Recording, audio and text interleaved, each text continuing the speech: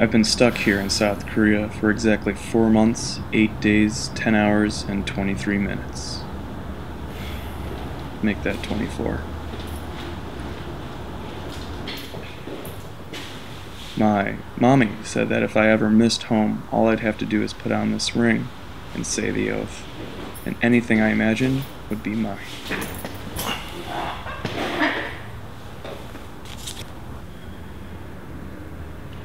In the spiciest day, in the cheesiest night, no burrito shall escape my sight. For those who worship vegetables light, beware my hunger, and junk food's might. F***, I want a burrito. Hi, and welcome to another episode of PopFX, the show where we teach you how to create some of the most popular digital effects from your favorite movies, TV shows, and video games. This week, we're turning on the green lights to find out how Ryan Reynolds makes his eyes so white. No? There.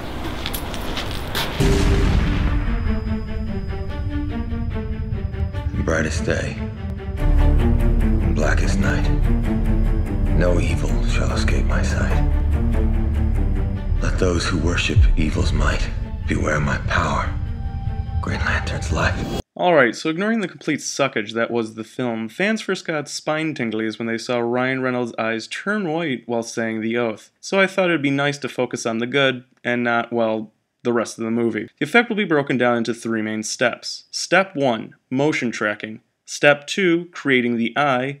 And Step 3, applying the effect. Step 1. In our footage, we need to track the motion of the eyes, since that's where we are applying the effect to. Without motion tracking, the effect would not stick to the eyes, and obviously it would look like garbage. So let's get started. First, make sure on your timeline you're set to where you want the effect to begin. Then go up to the workspace and change it from standard to motion tracking. Next, go to the tracker controls, and since we are tracking the motion of our eyes, let's hit track motion.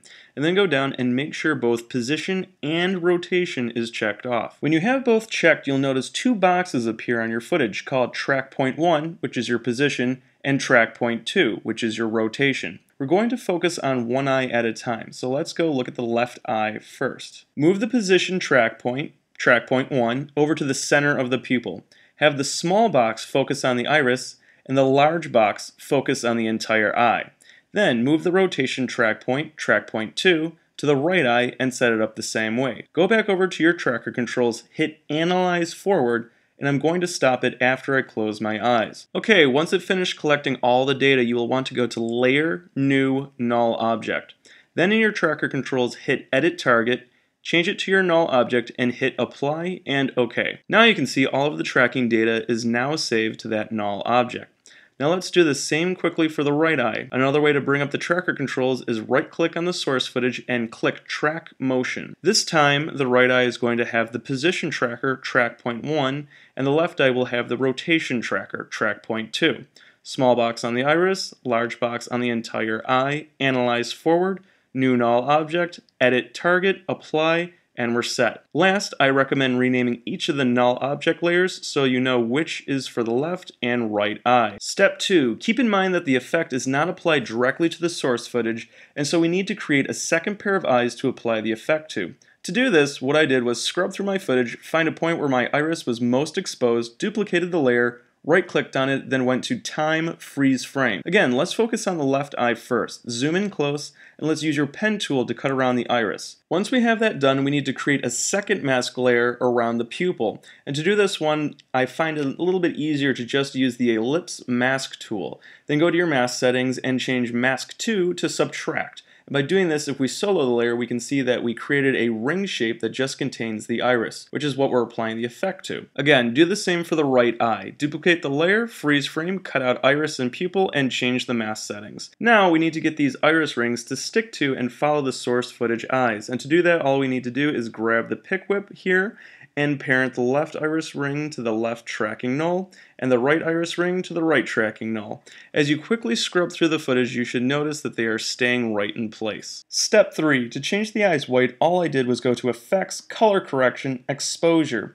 And what I love about this is that as you increase the exposure, not only do you turn the eyes white, but you retain the highlights in the eyes and the varying shades of gray, which add depth and realism to the effect. But to have your eyes change over time, what you do is go to where you want the effect to start, keyframe the opacity stopwatch at 0, then go to where you want it to end and turn the opacity up. So now your eyes turn white over time. But you will notice that the iris sticks out a bit as the eyelid should be covering certain portions of it. So to fix this, I go into my mask settings, keyframe the mask path, and go through frame by frame and adjust it accordingly. Additionally, this technique is great for changing your eyes to pretty much any color. You just need to use different color correction effects as seen here. Beware my hunger, and junk foods might.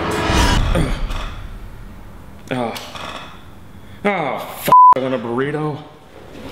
Thanks for watching this week's episode of PopFX. If you have any questions, comments, or requests for future builds, please leave them in the comments section below. If you found the tutorial helpful, be sure to hit the thumbs up button and subscribe if you want to stay current with all the new upcoming episodes.